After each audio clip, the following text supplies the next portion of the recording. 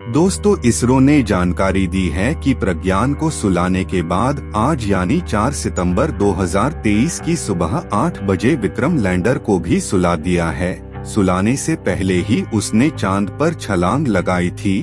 छलांग के पहले और बाद की फोटो भी इसरो ने जारी की है, जिसमें जगह बदली हुई दिख रही है। फिलहाल विक्रम लैंडर को सुलाने से पहले नई जगह पर सभी पेलोड्स से वहां की जांच पड़ताल की गई। उसके बाद विक्रम लैंडर को सोने का कमांड दिया गया है। अब सारे पेलोड्स बंद हैं, सिर्फ रिसीवर ऑन है ताकि वह बेंगलुरु से कमांड लेकर फिर से काम कर सके। विक्रम की बैटरी जैसे ही धीरे धीरे कम होगी, वो सोता हुआ चला जाएगा। अब इसरो वैज्ञानिकों को उम्मीद है कि 22 सितंबर 2023 को फिर से विक्रम लैंडर जाग सकता है। लेकिन दोस्तों, चंद्रयान 3 को झटका क्यों लगा, इसका क्या कारण हो सकता है, मैं आपको वीडियो में आगे बताऊंगा। इससे पहले अगर आप मेरे चैनल स्पेस साइंस पर पहली बार आए हैं तो चैनल को सब्सक्राइब करके घंटी के बटन को दबाएं। दोस्तों, कल यानी 3 सितंबर को विक्रम लैंडर ने चांद पर छलांग लगाई थी। वह अपनी जगह से कूदकर 30 से 40 सेंटीमीटर दूर गया। वह हवा में 40 सेंटीमीटर की ऊंचाई तक कूदा। विक्रम की यह छलांग भविष्य के सैंपल रिटर्न और इंसानी मिशन में इसरो की मदद करेगा। चांद की सतह पर चंद्रयान के प्रज्ञान रोवर को कुछ प्राकृतिक हलचल जैसा कुछ महसूस रोवर को लगा कि उसको कोई हिला रहा है। रोवर में लगे सेंसर ने इस बात की सूचना इसरो में बैठे वैज्ञानिकों को दिया। इसरो की टीम इसका पता लगा रहा है, आखिर क्या था वो हलचल। दोस्तों, चंद्रयान 3 के विक्रम लैंडर और प्रज्ञान रोवर को फिलहाल के लिए बंद कर दिया गया है। चांद पर अभी रात हो गई है और पारा काफी कम होने की वजह से प्रज्ञान अभी काम नहीं कर पाएगा। लेकिन आपको बता दें कि चांद पर कदम रखने के बाद लैंडर विक्रम और रोवर प्रज्ञान ने अभी तक चांद की सतह पर क्या क्या काम कर लिया है। दोस्तों, रोवर लैंड से बाहर निकल चुका है और चांद की सतह पर उसने चहलकदमी भी शुरू कर दी है। रोवर एक चंद्र दिवस, जो कि धरती के 14 दिनों के बराबर है, वहां का डेटा कलेक्ट करेगा और उसे लैंडर तक पहुंचाएगा। लैंडर के जरिए वो जानकारी इसरो तक पहुंचेगी। इस तरह 14 दिनों तक इसरो को चांद की जानकारी प्रज्ञान और विक्रम के जरिए मिलती रहेगी। लेकिन 14 दिन बीतने के बाद इनका क्या होगा, ये आपने सोचा है? आइए बताते हैं। जिस तरह से रोवर और लैंडर को तैयार किया गया है, उसके हिसाब से रोवर और लैंडर से जानकारी 14 दिनों तक ही प्राप्त होगी। इसका कारण है कि इस दौरान चांद पर धूप रहेगी और दोनों को सोलर एनर्जी मिलती रहेगी। 14 दिन बाद साउथ पोल पर अंधेरा हो जाएगा। रात होते ही यहाँ काफी ठंड बढ़ जाएगी। चंद्रमा के दक्षिणी ध्रुव पर तापमान -238 डिग्री सेल्सियस तक चला जाता है। इतने कम तापमान पर मशीनों का काम कर पाना बहुत मुश्किल होता है। चूंकि विक्रम और प्रज्ञान केवल धूप में ही काम कर सकते हैं, इसलिए वे 14 दिनों के बाद निष्क्रिय हो जाएंगे। हालांकि इसरो वैज्ञानिकों ने चंद्रमा पर फिर से सूरज उगने पर विक्रम और प्रज्ञान के काम करने की संभावना से इनकार नहीं किया है। अगर ऐसा होता है तो ये चंद्र मिशन के लिए एक बोनस की तरह से होगा।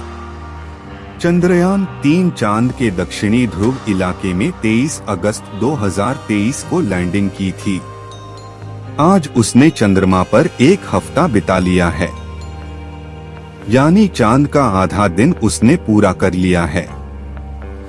इस दौरान विक्रम लैंडर और प्रज्ञान रोवर ने कई शानदार खोज किए, कई नई बातें बताईं।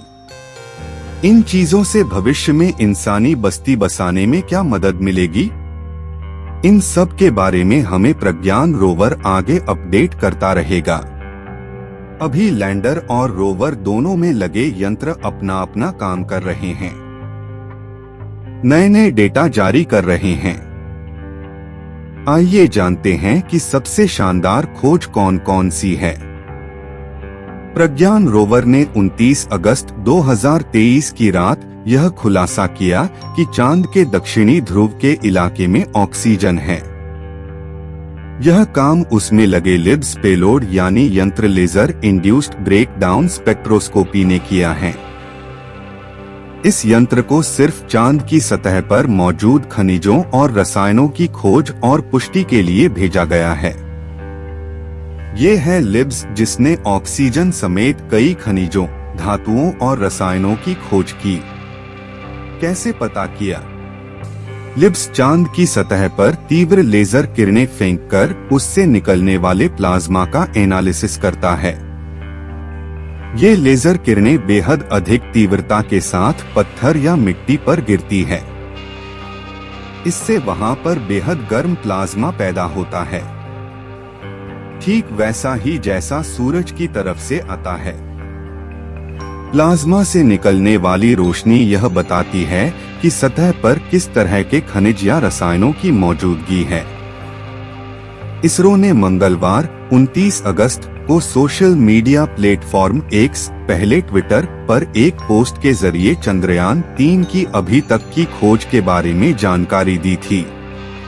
दोस्तों, वीडियो अच्छा लग रहा हो तो हमारे चैनल स्पेस साइंस 93 को सब्सक्राइब करके घंटी के बटन को दबा दे।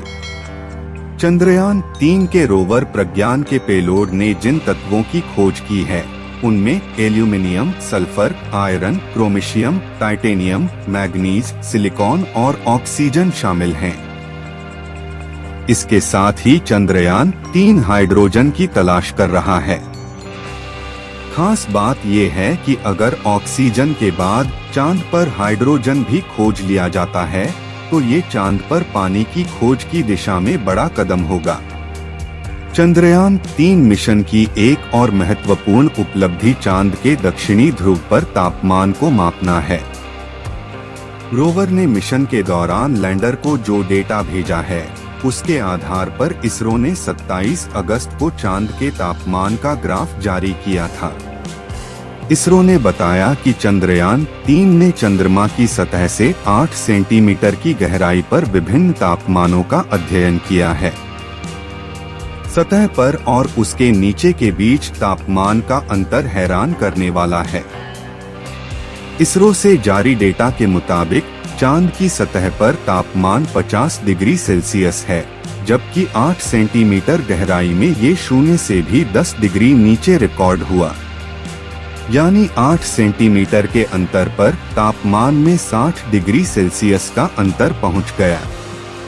इसरो ने एक्स पर बताया कि जब प्रज्ञान रोवर प्रयोगों को अंजाम देने के लिए चंद्रमा की सतह पर घूम रहा था तो उसे 4 मीटर व्यास वाला गड्ढा मिला, जो रोवर के स्थान से 3 मीटर आगे था। इसके बाद प्रज्ञान को एक नए रास्ते पर जाने का निर्देश दिया गया। चंद्रमा का दक्षिणी ध्रुव ऐसे गड्ढों से भरा पड़ा है। कई गड्ढे तो इतने गहरे हैं कि उनमें कभी सूरज की रोशनी ही नहीं पहुंची। दोस्तों, वीडियो अच्छा लगे तो वीडियो को लाइक और चैनल को सब्सक्राइब करके घंटी के बटन को दबाएं। मिलते हैं अपने अगले वीडियो के साथ, तब तक के लिए जय हिंद दोस्तों।